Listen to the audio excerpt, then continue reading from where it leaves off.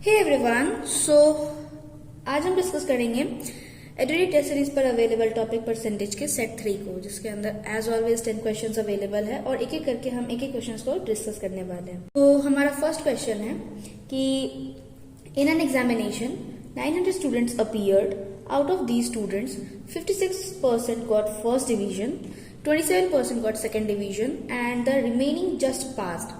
Assuming that no students failed, find the number of students who just passed. So basically the question is kind of very simple. यहाँ पे हम लोगों को बहुत सारी details दी गई है। टोटल नंबर ऑफ स्टूडेंट्स हमें पता है, कितने फर्स्ट डिवीजन हुए, कितने सेकंड डिवीजन हुए, और वो भी हमें पता है। हमें जस्ट निकालना है कि जस्ट पास कितने बच्चे थे, और हमें ये भी कंडीशन पता है कि फेल कोई नहीं हुआ है। तो हमें जस्ट पास वाले स्टूडेंट्स को x मानना है। उसके बाद हमें पता है कि 56 जो है उन्होंने फर्स्ट आया है, 27 जो स्टूडेंट्स है, 27% जो स्टूडेंट्स है वो सेकंड आया है। तो 56% जो है वो 900 का जो 56% है उसके अकॉर्डिंग हम लोग सॉल्व करेंगे। तो हमारे यहाँ पे एक इक्वेशन बनता है जिसमें 56% ऑफ 900 जो कि टोटल है, प्लस 27% ऑफ 900 जो कि हम फिर से हमारा टोटल है, और प्लस जस्ट पास जो स्टूडेंट्स है यानी कि x को जब हम टोटल करेंगे तो हमारे पास टोटल नंबर ऑफ स्टूडेंट्स हमें मिल जाएगा, जो कि हमें पता है कि 900 है। और यहाँ से इस इक्वेशन के थ्रू हमें x की वैल्यू मिल जाएगी। तो जब हम इसको सॉल्व करेंगे तो हमारे पास एक स्टैंडर्ड इक्वेशन बन के आएगी, या एक सिंप्लीफाइड इक्वेशन बन के आएगी, जो कि है 504 plus 243 plus x is equal to 900। यहाँ से हमें x की वैल्यू मिल गई विच इज 153। तो हमें यहाँ से पता चल गया कि जो बच्चे जस्ट पास हुए हैं उनकी वैल्यू है 153, यानी कि उस स्कूल में या फिर उस एग्जामिनेशन में out of 900 students 153 students just pass हुए हैं। हमारा क्वेश्चन नंबर 1। अब हम बढ़ते हैं अपने क्वेश्चन नंबर 2 की तरफ, जो कि हमारा कहता है कि Vivek spends 50% of his monthly income on grocery, clothes and education in the ratio 8:4:10 respectively. If the amount spent on clothes is 2,770, then what is Vivek's monthly income? तो यहाँ पे भी हमारे पास काफी डेटा दिया हुआ है, हमें रेशियो पता है, हमें जस्ट उसको यूज करके विवेक की मंथली इनकम फाइंड करनी है। तो हमें पता है रेशियो जो कि खर्च हुआ है विवेक का जो इनकम है वो जहां खर्च हुआ है वो ग्रोसरी में 8 यूनिट्स खर्च हुए हैं, क्लोथ्स में 4 यूनिट खर्च हुए हैं, और एजुकेशन में उसकी 10 यूनिट्स खर्च हुए हैं। तो इसको हम x की फॉर्म में लिखेंगे, यानी कि जो भी उसकी ग्रोसरी खर्च हुई, ग्रोसरी में जितना खर्च हुआ वो की 8 यूनिट यानी कि 8x, क्लोथ्स में उसने खर्च किए 4x, और एजुकेशन में 10x। तो यहाँ से हमें एक टोटल एक्सपेंस मिला in the form of x which is 22x, यानी कि और हमें पता है कि जो खर्च हुआ है अमाउंट क्लोथ्स पे वो है 2770, यानी कि क्लोथ्स को हमने यहाँ पे 4x लिया है, तो 4x की वैल्यू जो है वो 2770 है, यानी कि यहाँ से हमें x की वैल्यू मिल गई विच इज 692.5। तो जब हम यहाँ पे टोटल एक्सपेंस हमने ऑलरेडी यहाँ निकाल के रखा है in terms of x which is 22x, तो x की वैल्यू जब हम इसमें पुट करेंगे तो हमारे पास एक टोटल एक्सपेंस आ जाएगा कि उसने ग्रोसरी, क्लोथ्स और एजुकेशन मिला के टोटल कितना खर्च किया विच इज 15,235। तो यहाँ से हमें क्वेश्चन से पता है कि विवेक ने 50% ऑफ सैलरी अपने क्लोथ्स, ग्रोसरीज और एजुकेशन पे खर्च की है, यानी कि अभी भी उसके पास 50% रेस्ट बचा हुआ है एज सेविंग। तो हमें पता है 50% ऑफ टोटल इनकम जो है वो 15,235 है, यानी कि हमने ऑलरेडी यहाँ निकाल रखा है कि उसकी जो एक्सपेंस खर्च हुई 15,235 टोटल खर्च हुई है। तो 50% उसका हमें तो जब हम उसका टोटल इनकम निकालेंगे 50% of total income is equals to 15,235 वाले इक्वेशन से, तो हमें टोटल इनकम मिल जाएगी विच इज 15,235 बाई 50%। जब हम इसको सॉल्व करेंगे तो हमें एक आंसर मिलेगा 15,235 इंटू 100 बाई 50। इसको हम सॉल्व करेंगे, हमें आंसर मिलेगा 30,470। तो हमें यहाँ से पता चला कि विवेक की टोटल मंथली इनकम है 30,470 रुपीज। ये क्वेश्चन काइंड ऑफ सिंपल था, हमें रेशियो पता था, रेशियो के अकॉर्डिंग हमने यहाँ पे सभी टर्म्स को सारे को एक्स के फॉर्म में कन्वर्ट किया सो दैट हम लोग अपनी सिंप्लीफिकेशन कर सकते हैं। उसके बाद हमें जैसे जैसे क्वेश्चन में दिया था हमने क्वेश्चन को स्टेप बाय स्टेप पढ़ के फॉलो किया है, तो ये क्वेश्चन काइंड ऑफ सिंपल था और इजी था। तो ये था हमारा क्वेश्चन नंबर 2। अब हम बढ़ते हैं अपने क्वेश्चन नंबर 3 की ओर। हमारा सेकेंड क्वेश्चन हो चुका है और हमारा थर्ड क्वेश्चन है कि the shopkeeper increase the price of a product by 75% so that customer finds it difficult to purchase the required amount, but somehow the customer manage to purchase 140% of the required amount. So what is the net difference in the expenditure on that product? हमारा question यहाँ पे कहता है कि एक shopkeeper है, उसने अपने प्रोडक्ट की प्राइस, फॉर एग्जांपल उसका कोई प्रोडक्ट होगा ABC, उसने उसकी प्राइस 75% बढ़ा दी ताकि उसके कस्टमर्स को थोड़ा सा डिफिकल्टी हो उस प्रोडक्ट को खरीदने में, यानी कि उसकी सेल्स वो कम करना चाहता है। बट फॉर सम रीजन जो कस्टमर्स थे, जो उसके कंज्यूमर्स थे, वो 140% उसके रिक्वायर्ड अमाउंट से ज्यादा खरीद कर लेकर गए। तो हमें इसका एक्सपेंस का डिफरेंस, जो प्रोडक्ट का एक्सपेंस था उसका डिफरेंस निकालना है कि आफ्टर बढ़ाने के बाद उसका कितना हुआ और बढ़ाने के बाद और उससे पहले का जो डिफरेंस होगा वो कितना है। इस क्वेश्चन के लिए अजम्पशन रखेंगे। यहाँ पे अजम्पशन हमने लिया है कि इनिशियली फॉर एग्जांपल कि उस प्रोडक्ट का जो क्वांटिटी था वो फॉर एग्जांपल 100 क्वांटिटीज उसके पास अवेलेबल थी उस प्रोडक्ट की, और अभी हम उसकी रेट या फिर कॉस्ट भी एज 100 लेके चलते हैं। तो इसका जो एक फॉर्मूला यूज होता है कि क्वांटिटी जितनी ज्यादा होगी उससे हम अगर रेट को मल्टीप्लाई करेंगे तो टोटल एक्सपेंडिचर या फिर एक्सपेंस जितना उस प्रोडक्ट पे खर्च होने वाला है वो पता चलेगा। तो यहाँ से हमें एक एक्सपेंस निकला 10,000 रुपीज, जो हमने अजम्पशन के बेसिस पे निकाला है। उसके बाद हमें कहा गया है कि इसमें इस प्रोडक्ट की प्राइस में 75% जो है वो इंक्रीमेंट हुआ है, और उसके बाद वहां पे जो क्वांटिटी भी थी उसमें भी इंक्रीमेंट हुआ है विच इज 140% ओरिजिनल से। तो जब हम 75% निकालेंगे 100 का तो हमें मिलेगा 75, और ऑलरेडी हमारे पास वो जो रेट थी उसकी वो थी 100, तो उसमें 75 रुपीज और इंक्रीमेंट हुआ, यानी कि उसका जो अभी करंट रेट हुआ वो है ₹175।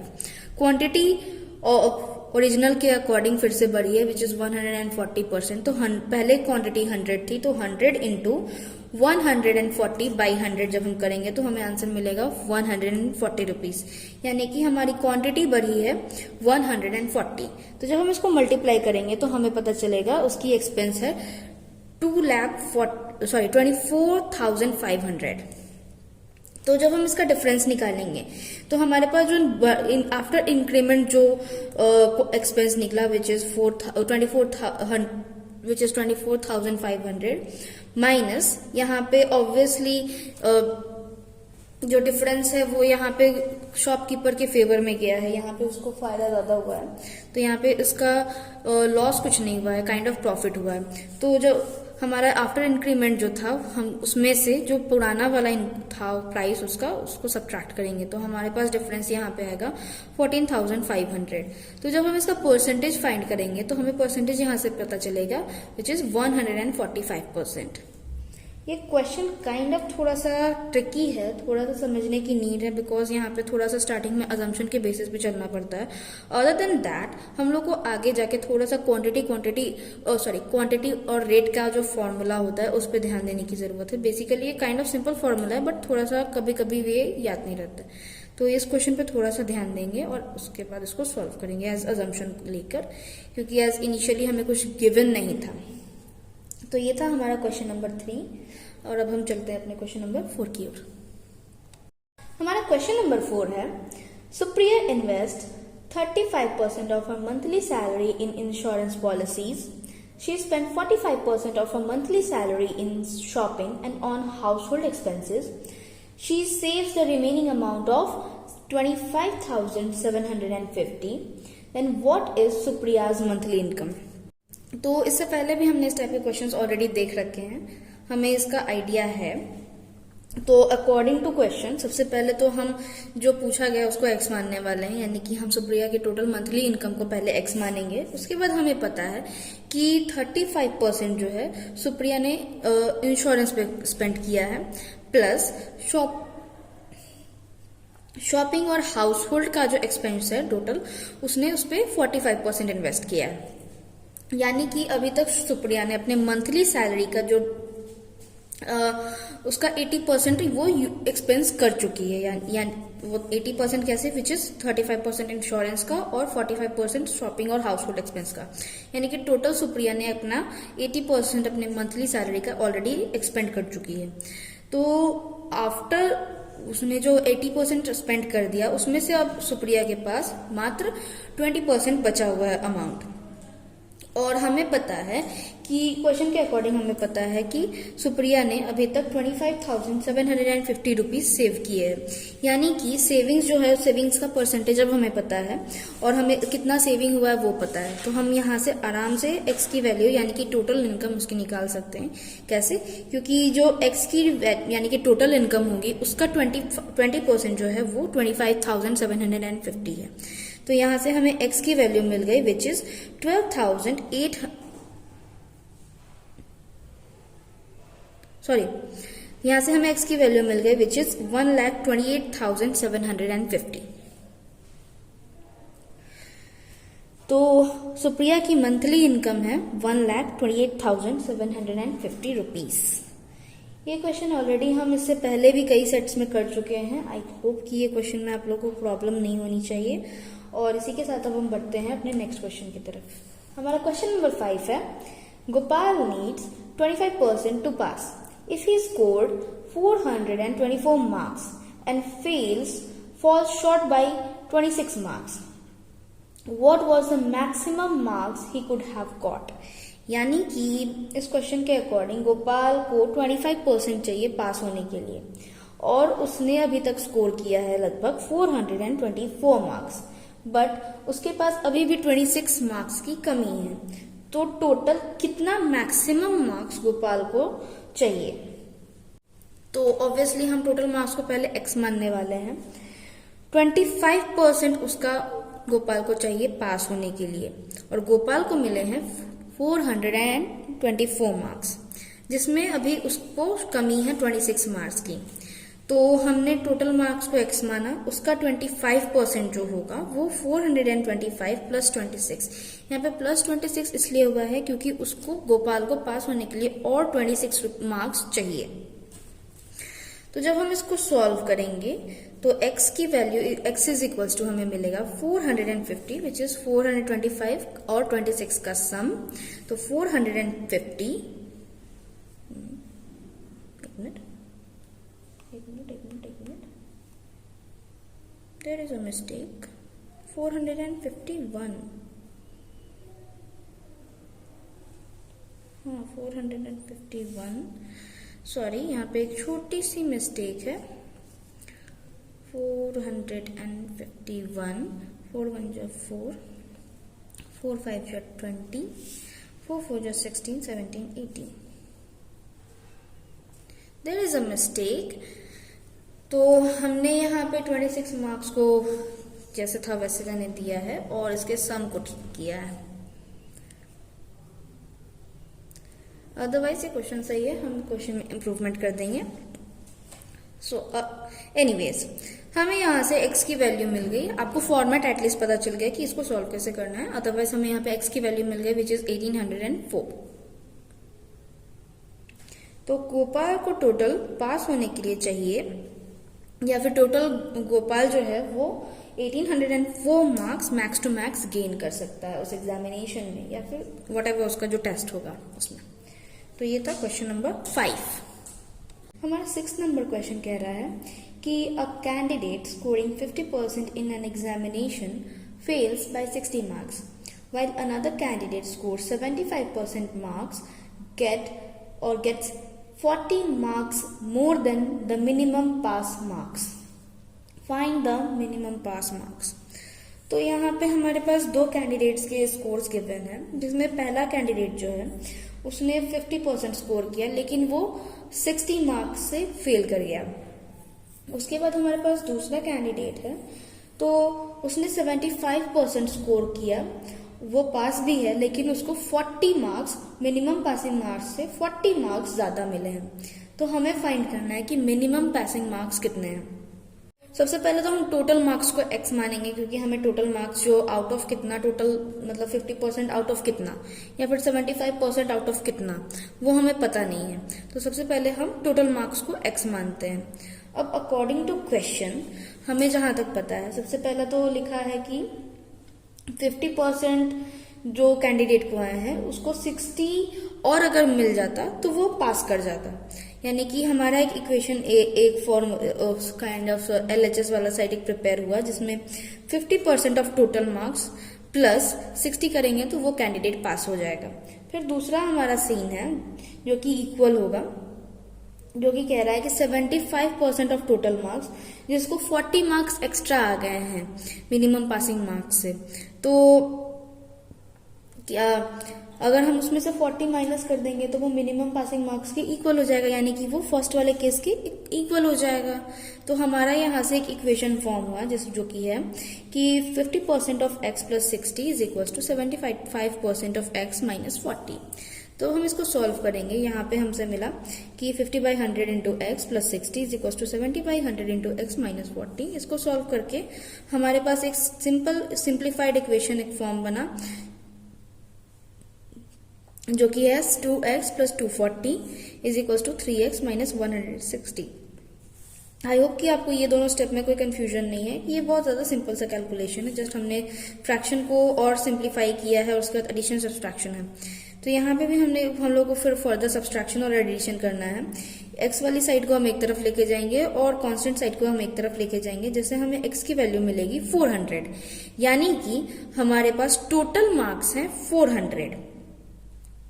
अब हमें निकालना है कि मिनिमम पासिंग मार्क्स कितने हैं, यानी कि मिनिमम पासिंग मार्क्स अगर हम पहला वाला सिनेरियो उठाएं या फिर पहला वाला केस उठाएं या फिर सेकंड वाला केस उठाएं, दोनों से हमें आंसर तो सेम ही आने वाला है। तो हम फर्स्ट वाला केस ही उठाते हैं, जिसमें हमें पता है मिनिमम पासिंग मार्क्स निकालने के लिए हमें पता है कि 50% ऑफ x यानी टोटल मार्क्स प्लस 60, क्योंकि उसको 60 घट रहे थे मिनिमम पासिंग मार्क्स से। तो 50/100 इंटू एक्स का वैल्यू हमें आया 400, तो 50/100 इंटू 400 प्लस 60, 100 से 400 कैंसिल, बाई 4 बचा, 50 इंटू 4 प्लस 60 विच गिव्स 260, यानी कि हमारे पास मिनिमम पासिंग मार्क्स है 260। तो किसी भी कैंडिडेट को, स्टूडेंट को पास होने के लिए मिनिमम 260 स्कोर करना होगा, अदरवाइज वो फेल होगा। तो ये था हमारा क्वेश्चन नंबर 6। तो हमारा क्वेश्चन नंबर 6 तक हमने कंप्लीट कर लिया। अब हमारा क्वेश्चन नंबर 7 कहता है कि Radha spends 40% of her salary on food, 20% on house rent, 10% on entertainment and 10% on conveyance. If her savings at the end of the month are ₹1500, then what is her monthly salary? सबसे पहले तो हम राधा की जो total income है या total monthly salary है उसको हम x मानेंगे। उसके बाद हमें पता है कि किस किस टाइप से उसकी डिवीजन हुई है सैलरी की, किस किस जगह पे। तो सबसे पहले उसका डिवीजन है 40% ऑन फूड, यानी कि जो टोटल सैलरी है उसका 40% जो है उसने फूड पे खर्च किया। फिर टोटल सैलरी का उसने फिर 20% जो था, जो बचा उसके पास, उसका 20% उसने हाउस रेंट में एक्सपेंस किया। उसके बाद उसका जो इन्वेस्टमेंट है वो एंटरटेनमेंट पे हुआ 10% एक्स का। फिर उसके बाद 10% उसका इन्वेस्टमेंट हुआ कन्वेयंस पे। अदर देन दैट उसने 1500 रुपीज सेव भी की। तो इन सब का जो टोटल या फिर एडिशन होगा वो उसकी मंथली सैलरी हुई।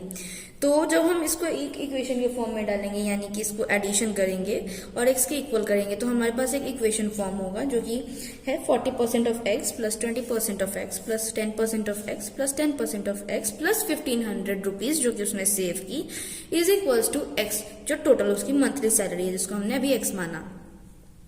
अब हम इसको सॉल्व करते हैं। तो यहाँ पे 40% ऑफ x यानी कि 40/100 into X plus 20% of x यानी कि 20/100 into X plus 10% of x यानी 10/100 इंटू एक्स, उसी तरीके से 10% ऑफ x यानी कि 10/100 इंटू एक्स प्लस 1500 यहाँ पे इज इक्वल्स टू x। अब इसको जब हम सॉल्व करेंगे तो हमारे पास यानी कि सबका यहाँ पे डिनोमिनेटर सेम है विच इज 100, और तब हम यानी कि न्यूमरेटर का डायरेक्ट एडिशन होने वाला है, जिससे हमें एक रिजल्ट मिला 80x/100 plus 1500 is equals to x। अब हम इसको यहाँ पे सॉल्व करेंगे, x की टर्म को हम एक जगह लेकर आएंगे और 1500 को हम एक जगह रखेंगे, तो x माइनस 4x/5 यहाँ पे जो है वो 20 से हमने ऊपर नीचे डिवाइड किया है, जैसे हमें मिला 4x/5 यानी कि x minus 4x/5 is equal to 1500। तो यहाँ से हमें x की वैल्यू मिली 7500, यानी कि राधा की मंथली इनकम है 7500 रुपीज, जिसमें से 40% उसने अपने फूड, उसके बाद 20% उसने अपने हाउस रेंट, 10% एंटरटेनमेंट और 10% कन्वेंस पे स्पेंड किया है। तो ये था हमारा क्वेश्चन नंबर 7। हमारा क्वेश्चन नंबर 8 है कि 2 students appeared in an examination, one of them secured 18 marks more than the other and his marks were 72% of the sum of their marks. What are the marks obtained by them? So इस question में basically 2 students है जिसको एक marks मिला, for example x marks मिला। जो दूसरा student है उसने उस x से जो पहले स्टूडेंट था उससे 18 मार्क्स ज्यादा आए, उससे 18 मार्क्स उससे ज्यादा आया। ठीक है, तो जैसा मैंने अभी एक्सप्लेन किया, हम लोग उसके अकॉर्डिंग एक स्टूडेंट के मार्क्स को x मान लिए, दूसरे स्टूडेंट के मार्क्स को मैंने x प्लस 18 मान लिया। अब उसके बाद हमारा क्वेश्चन कहता है कि जो दूसरा स्टूडेंट था उसका जो मार्क्स है वो 72% of the sum of their marks, यानी कि वो जो दोनों के मार्क्स है, यानी कि x जो फर्स्ट का मार्क्स था x और जो दूसरे का मार्क्स था x प्लस 18, ये दोनों का जो सम हुआ यानी कि x प्लस 18 इसका 72% है, जिसको 18 प्लस x प्लस 18 आए हैं। ये जो सेकंड स्टूडेंट का मार्क्स है जिसको x प्लस 18 आए हैं, उसका जो मार्क्स है वो 72% है टोटल, दोनों के टोटल मार्क्स का। तो यहां से हमें एक इक्वेशन फॉर्म हुई which is x plus 18 is equal to 72% of sum of their marks, यानी कि x प्लस 18। तो यहाँ पे हमने जब इसको सॉल्व किया तो ये तो LHS सेम था, 72/100 2x प्लस 18। यहाँ पे फिर ये 100 जो है वो LHS में गया है, gives 100x plus 1800 is equals to, यहाँ पे मल्टीप्लीकेशन हुआ जिससे हमें मिला 144x प्लस 1296। फिर हम x वाले टर्म्स को एक साइड रखेंगे और कांस्टेंट टर्म्स को एक साइड रखेंगे, जिससे हमें फर्दर सॉल्व करने के बाद x की वैल्यू मिलेगी 11.45। तो हमें एक स्टूडेंट की मार्क्स पता चल गए विच इज 11.45, क्योंकि जो पहला स्टूडेंट था उसको x मार्क्स आए थे। अब उसके बाद जो दूसरा स्टूडेंट था उसको मिले हैं x प्लस 18, यानी कि 11.45 प्लस 18 गिव्स 29.45, यानी कि दूसरे स्टूडेंट को 29.45 मार्क्स मिले हैं। तो इस तरीके से हमारा क्वेश्चन नंबर 8 भी सॉल्व हो गया है। ये भी बहुत सिंपल था, इसको बस थोड़े से नीड थी समझने की, इवन समझने की भी नहीं, क्वेश्चन को ध्यान से पढ़ने की। कोई भी क्वेश्चन को सॉल्व करने से पहले अगर आप उसे ध्यान से पढ़ेंगे तो आपका क्वेश्चन आधा वहीं पे सॉल्व हो जाएगा। हमारा क्वेश्चन नंबर 9 है कि in an examination Aayushi secured 1328 marks. If she secured 32% marks then find the minimum marks.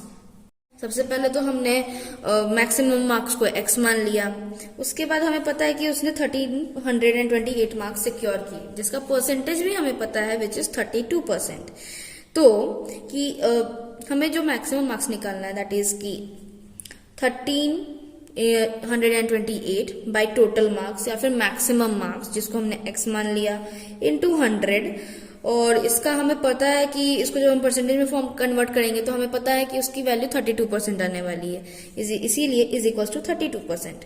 तो यहाँ से हमें x की वैल्यू मिली विच इज 1328 इंटू 100/32। जब हम इसको सॉल्व करेंगे तो हमें आंसर मिलेगा 4150, यानी कि उस एग्जामिनेशन का मैक्सिमम मार्क्स था 4150।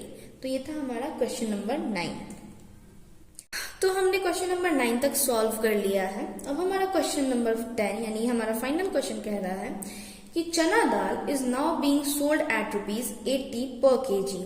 Last month the rate was ₹70 per kg. By how much % should a family reduce its consumption so as to keep the expenditure fixed? तो बेसिकली हमें दिया गया है कि चना दाल जिसकी अभी करंट प्राइस है ₹80 पर केजी, लेकिन प्रीवियस मंथ में उसकी प्राइस थी ₹70 पर केजी, यानी कि ओल्ड प्राइस थी ₹70 पर केजी और न्यू प्राइस है ₹80 पर केजी। यानी कि इंक्रीमेंट कितना हो रहा है या फिर डिफरेंस कितना है, ₹10 का डिफरेंस है, यानी कि ₹10 का जो है इंक्रीमेंट हुआ न्यू प्राइस में, ₹10 पर केजी वो बढ़ा। तो परसेंटेज कितना इंक्रीज हुआ, तो हमें पता है परसेंटेज इंक्रीज के लिए सबसे पहले तो कितना बढ़ा, यानी कि 10% का डिफरेंस है। प्रीवियसली ओल्ड वाला जो था वो 70 था, 70 के रिस्पेक्ट में हमें देखना है कि वो कितना बढ़ा, तो वो 70 इंटू 100।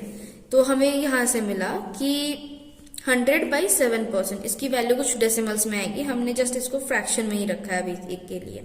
तो 100/7% उसकी इंक्रीमेंट हुई, परसेंटेज में बढ़ोतरी हुई। तो क्वेश्चन पूछ रहा है बेसिकली कि किसी एक फैमिली को अपना कंजप्शन कितना घटाना चाहिए जिससे कि उसका जो एक्सपेंडिचर है वो फिक्स रहे। जैसे पिछले मंथ में था वही एक्सपेंडिचर रहे, लेकिन उसका जो कंजप्शन है वो कितना उसको घटाना होगा। तो कंजप्शन घटाने के लिए बेसिकली एक फॉर्मूला होता है। इस क्वेश्चन के लिए एक स्पेसिफिक टाइप का फॉर्मूला है जिसमें A/100 + A × 100 करेंगे तो हमें पता चलेगा कि कितना कंजप्शन हमें बढ़ाना घटाना, उसकी आइडिया हमें लगने वाली है। तो यहाँ पे बेसिकली एक ही वैल्यू है जो कि इन परसेंटेज इंक्रीमेंट हुआ है, जो डिफरेंस था कि कितना बढ़ा है उसका, विच इज 100/7%। तो यहाँ पे जब हम इस फॉर्मूला में इसको पुट करेंगे तो हमें आंसर मिलेगा 100/7 डिवाइडेड बाई 100 प्लस 100/7 और होल मल्टीप्लाइड बाई 100। जब हम इसको एक सिंप्लीफाइड फॉर्म में लिखते हैं तो 100/7 इंटू 7/800, यहाँ पे ये 100 + 100/7 है, तो इसको जो इसका एलसीएम लेके जब हम सॉल्व करेंगे तो 700 + 100/7 आएगा, जिससे हमें मिलेगा 800/7। और जब हम इसको ऊपर लेके जाएंगे तो हमें मिलेगा 7/800, और यहाँ पे मल्टीप्लाइड बाई 100 है तो ये हमने यहाँ पे लिखा। तो 7 से 7 कैंसिल है, 100 से ये 800 8 टाइम्स कैंसिल हो जाएगा, तो हमारे पास बचा 100/8। जब हम इसको डिवाइड करेंगे तो हमें आंसर मिलेगा 12.5%। यानी कि किसी भी एक फैमिली को अपना कंजप्शन 12.5% घटाना होगा, तभी वो अपना जो एक्सपेंडिचर है वो लास्ट मंथ के अकॉर्डिंग फिक्स रख पाएंगे, मतलब लास्ट मंथ जितना ही रख पाएंगे। अदरवाइज उनको एक्सपेंसेस का भी फिर देखना होगा कि उनको कितना उस हिसाब से बढ़ाना है, जिस हिसाब से उनकी जो प्राइसेस है वो बढ़ रही है किसी भी प्रोडक्ट की। फिलहाल यहाँ पे चना दाल की बढ़ रही है। तो ये था हमारा क्वेश्चन नंबर 10, जो कि ये थोड़ा सा नया क्वेश्चन था जिसमें हमने एक नया फॉर्मूला देखा कि एक्सपेंडिचर कितना बढ़ना चाहिए एंड ऑल दैट के लिए। एक छोटा सिंप्लीफाइड फॉर्मूला है, बेसिक जनरल फॉर्मूला है, इसको आप याद कर सकते हैं इस टाइप के क्वेश्चंस के लिए।